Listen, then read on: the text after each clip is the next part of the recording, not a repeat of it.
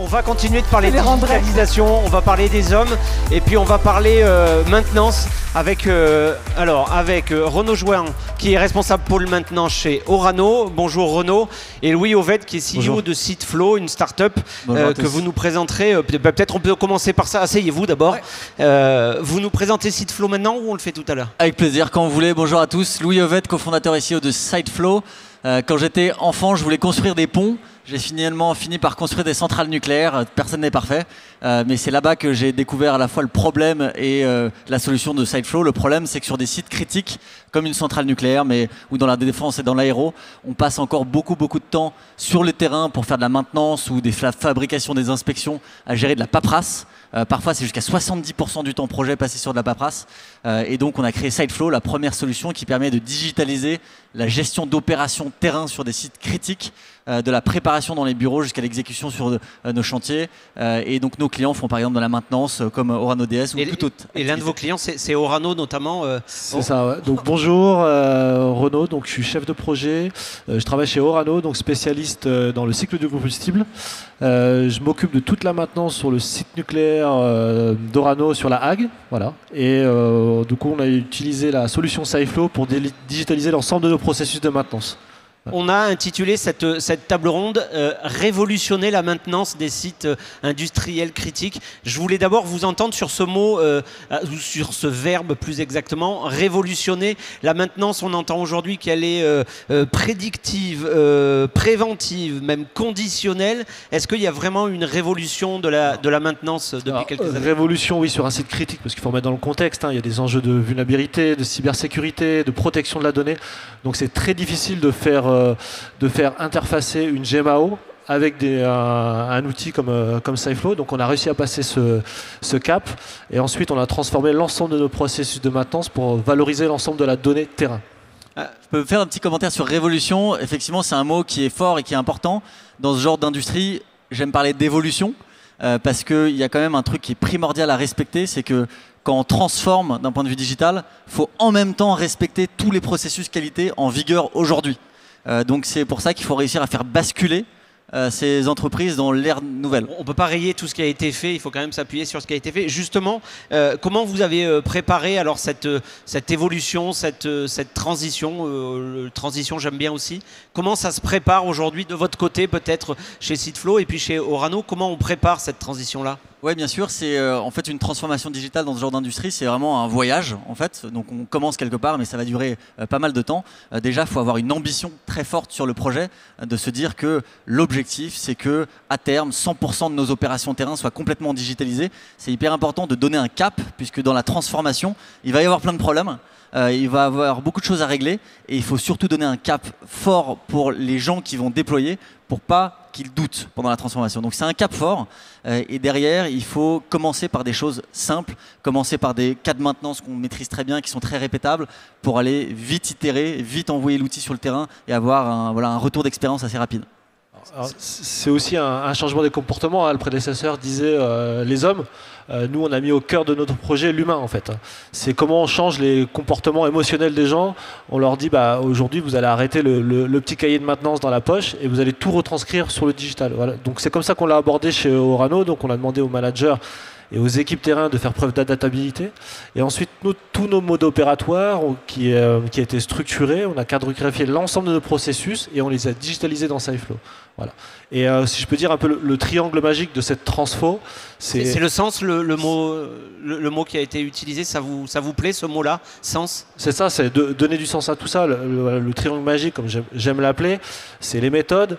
C'est la SI, parce qu'il faut embarquer les SI de l'entreprise, qui travaille en étroite collaboration avec Seatflow, sinon ça ne fonctionne pas, et les métiers, l'humain. Et quand je parle d'humain, c'est au plus près du terrain, les techniciens, jusqu'au manager, jusqu'à la direction. Sur les méthodes, il y a Orano qui est un grand groupe. Alors, vous avez sans doute en tête le nombre d'employés dans le monde. Seatflow, vous êtes un peu moins nombreux pour l'instant. C'est difficile de collaborer, de collaborer ensemble quand on est une start-up avec un grand groupe et un grand groupe de parler à une start-up. Oui, c'est à la fois hyper enrichissant et hyper exigeant. Pour donner un peu de contexte, quand on a lancé l'aventure avec Orano DS il y a maintenant 4 ans, Seatflow, on avait 3 ans. On avait à peu près 200 utilisateurs de notre plateforme et on a signé un contrat avec Orano pour en équiper 4000 chez eux dans tous leurs métiers. Donc c'était une énorme prise de risque pour eux, et là je tiens quand même à le souligner à un moment donné. Et donc pour nous c'était un changement d'échelle complètement. Et le plus important c'est comment réussir à réconcilier des modes de collaboration qui sont complètement différents, des modes cycle en V, projet long, avec l'agilité nécessaire pour itérer sur un produit comme Sideflow. Donc c'est surtout comment on arrive à se comprendre. Donc ça c'est une clé pour que ça puisse bien se passer. Louis vient de parler de la taille de Sideflow lorsqu'ils ont signé avec vous. Ça vous a fait peur d'aller travailler avec une start-up? On parle de maintenance de sites critiques. Alors, non, parce qu'il fallait qu'on passe cette vague de transfo pour nos clients, hein, que ce soit EDF, CEA, Orano aussi en interne. Hein. Et il fallait qu'on passe mais pour l'ensemble de nos métiers. Hein, on a digitalisé les métiers d'échafaudage, les métiers de logistique, les métiers de déchets, les métiers d'opérateurs industriels et les métiers de la maintenance. Donc, en fait, c'est l'ensemble de nos métiers qu'on a digitalisé et sous le même mode de fonctionnement, en fait, ce petit triangle de magique, hein, mais qui fonctionne en fait. Hein. Et puis on a eu aussi un pouvoir décisionnaire laissé à la main du projet, en fait. Voilà. Et alors, ce qui m'intéresse, on a parlé de sens, d'histoire d'homme. La rencontre entre vos deux entreprises, elle s'est faite comment? Encore une fois, vous n'êtes pas du tout de la même taille. Elle s'est faite parce qu'on a eu l'opportunité à un moment donné de présenter Sideflow au conseil d'administration d'Orano, qui se posait des questions et qui cherchait des outils. Et je pense. Et comment on rentre au conseil d'administration? Alors, ça a été une introduction via un écosystème. Je tiens à les saluer. Il s'appelle Impulse Partners. Et donc, à l'époque, leur job, c'était de mettre en relation des startups avec des grands groupes. Et pour le coup, ça a vraiment fait mouche. Et là, c'est tout conseil à donner à des gens qui veulent monter des entreprises. Le plus important, c'est vraiment de comprendre et d'avoir vécu la douleur, le problème. Quel est le problème qu'on souhaite résoudre? Et je pense que c'est vraiment ça qui a rassuré l'équipe d'Orano à l'époque. C'est que quand on leur a exprimé qu'on connaissait parfaitement les codes réglementaires de leurs problématiques du quotidien, ils ont été vraiment rassurés dans notre capacité derrière à régler ce problème-là, parce qu'on s'est vraiment connecté à un problème qu'ils vivaient au quotidien. Et la grande force de Sideflow, c'est qu'ils font preuve d'adaptabilité. C'est que nous, on arrive avec nos cartos de process et on se dit, ok, allez-y, on va vous les démerdiser. Donc c'est ça la grande force de Sideflow aussi. Aujourd'hui, vous en êtes où? Tu l'as dit, pardon, vous l'avez dit. Je ne sais plus quand est-ce que vous avez signé, mais aujourd'hui, vous en êtes où? Ça marche bien? Il y a des points quand même un peu difficiles? Oui, il y a toujours des points difficiles, mais la grande réussite, c'est tout l'écosystème qu'on a créé. On peut le dire aujourd'hui, on est la seule entreprise du nucléaire à s'interfacer avec une GMAO d'un site nucléaire. Hein. Donc Sideflow est interfacé avec la GMAO du site, mais on a créé tout un écosystème autour. Après, on collecte la donnée dans Sideflow, mais Sideflow ne valorise pas la donnée. Donc là, on s'est tourné vers des outils BI comme Power BI, et c'est là qu'on donne toute la valeur à la donnée qu'on aura structurée dans Sideflow. Justement, peut-être la donnée, là, vous arrivez à l'utiliser pleinement, on peut dire, pas encore. Et puis comment vous faites et comment ça change concrètement sur le terrain le travail de vos équipes? Les équipes maintenant ne vivent que par la donnée. On a transformé les métiers complètement en fait. Hein. Les techniciens vont tous les jours sur le Power BI, vont voir leurs indicateurs, leurs données de préparation, leur compte rendu d'intervention, leur planning. Ils vivent par la donnée. Donc c'est un nouveau mode de fonctionnement, mais c'est le mode. On est au XXIe siècle. Là, maintenant, on vit par la donnée, quoi. Oui, et en fait, ce qu'il faut avoir en tête dans ce genre d'industrie, c'est que le digital n'existe pas. Quelqu'un l'a dit juste avant. Nous, notre job, c'est de créer de la donnée là où aujourd'hui il n'y en a pas. Donc on se voit vraiment comme une solution front-end dans la main de l'ouvrier. On va créer de la donnée à cet endroit-là. Et donc c'est une phase, déjà il faut équiper, changer les process, adapter, faire en sorte que ça soit utilisable. Derrière c'est utilisé, il y a de la donnée, il y a du Power BI. Et ça ouvre du coup maintenant la porte à la suite sur l'exploitation encore plus puissante de la donnée qu'on va faire. On a donné du sens à nos techniciens. C'est eux qui vont collecter la donnée au plus près du terrain. Et derrière nous on la valorise et on leur montre ce qu'on en fait. C'est des outils de la décision. Et on suscite en eux le développement de leurs compétences cognitives en fait. Hein. Ils ont plus de temps pour faire de l'innovation, des cas critiques, de la coopération. Ce qui veut dire que vos équipes, elles sont au contact quotidien quasiment des personnes qui font chez Orano. Vous dites qu'il faut aller chercher de la donnée où il n'y en avait pas aujourd'hui. Concrètement, moi ça m'intéresse quand même que vous expliquiez comment ça se passe. Aujourd'hui, vous avez des équipes qui peuvent aller sur place, discuter avec les équipes d'Orano en disant on fait ça, on a besoin de ça, ou dans nos rêves on imagine ça, et vous dites on va essayer de réaliser vos rêves. Oui, ce qu'il faut comprendre, Sideflow, on est 80 collaborateurs, il y a à peu près 50-60 personnes qui travaillent sur le produit. et il y a 10 personnes qui sont dans l'équipe delivery et qui font, en fait, c'est un produit qui est standard, qui est paramétrable, qui peut s'adapter à n'importe quel type de cas d'usage. Et l'équipe delivery, c'est 10 personnes qui vont aller accompagner nos clients pour essayer de comprendre, ok, sur ce cas de maintenance, voilà ton process, voilà comment tu peux l'utiliser dans SideFlow.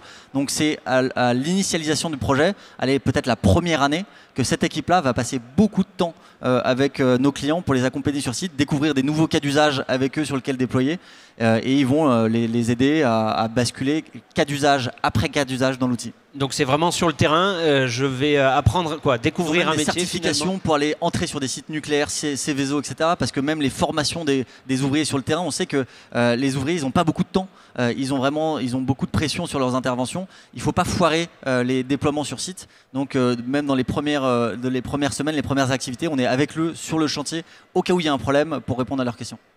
À Orano, vous voyez la différence, on parle de maintenance quand même, aujourd'hui, le bénéfice, les bénéfices de cette collaboration, j'ai envie de dire.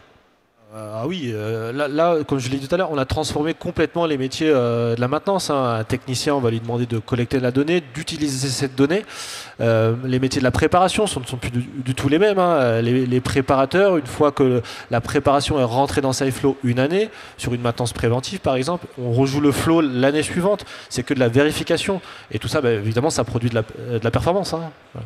Il y a quelque chose qu'on a constaté, c'est que régulièrement, nos clients, ils vont même jusqu'à changer l'intitulé des fiches de poste des gens qui utilisent SideFlow, parce qu'ils font plus le même travail qu'avant. Donc il y a vraiment un enjeu sur l'attractivité des métiers, et ça change même la fiche de poste. Donc la collecte de la donnée qui existait mais qui n'était pas collectée, la collecte de données, non seulement elle fait évoluer les métiers, mais elle les transforme et quasiment elle en crée de nouveaux.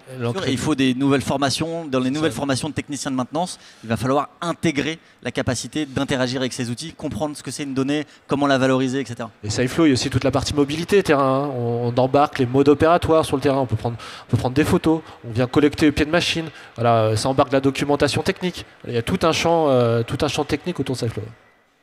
La table ronde, ou plutôt dans l'après-midi, il a été beaucoup, et puis ça fait 3 jours qu'il est question d'IA.